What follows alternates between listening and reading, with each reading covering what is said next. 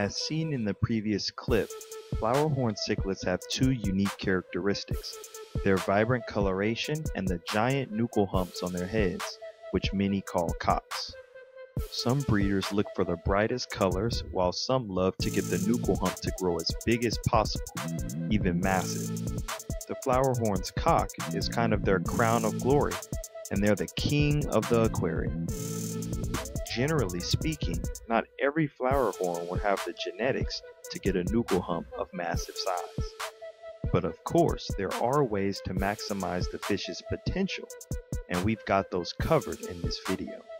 Before implementing these suggestions, always remember that some specimens do not have the genes to grow a large nuchal hump. What you feed the Flowerhorn affects its growth.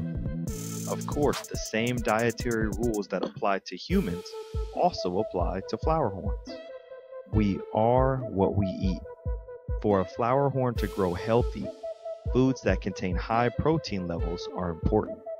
There are a variety of fish foods on the market that contain high amounts of protein. One of them is Grand Sumo Flowerhorn and Cichlid food, which is extremely popular in the hobby. Krill and Shrimp are also some of the foods which have shown to help increase the size of the nuchal hump. A healthy environment means a healthy Flowerhorn.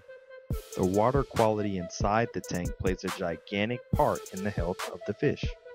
When feeding your fish, do not neglect to remove leftover foodstuff that can contaminate your water in a hurry. To maintain water quality, clean the tank by changing 30% of the water every week.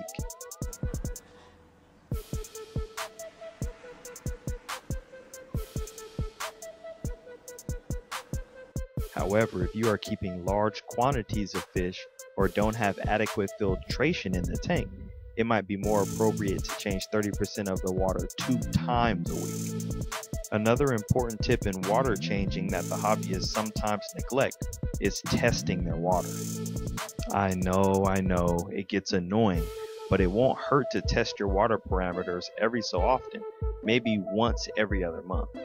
The recommended pH level of the tank is around 7.5. This is a safe range, generally enough for the Flowerhorn to adapt to safely. Any drastic changes in temperature and acidity can result in water conditions not conducive to fish growth. Neglected water conditions might cause sickness, death, and delayed development of your Flowerhorn's nuchal hump. Larger tanks produce larger fish. When a fish is confined to a small space, they tend to only grow at a size which the tank allows them to. If a Flowerhorn is packed into a small tank, it will affect its growth. Limited amounts of space and exercise stun its growth, which also prevents the nuchal hump from reaching its full size.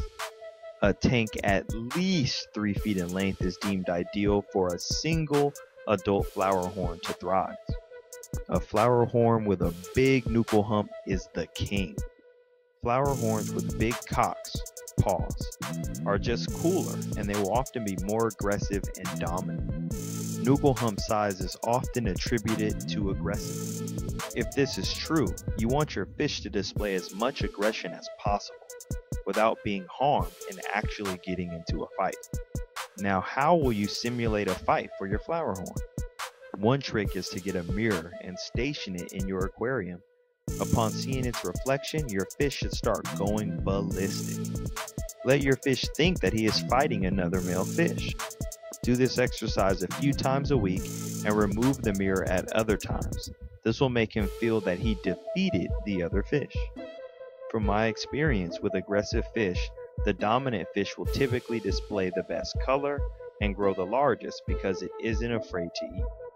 I hope you enjoyed this info. Now go ahead and grow large nuchal humps on your fish. And don't forget to subscribe in the bottom right corner.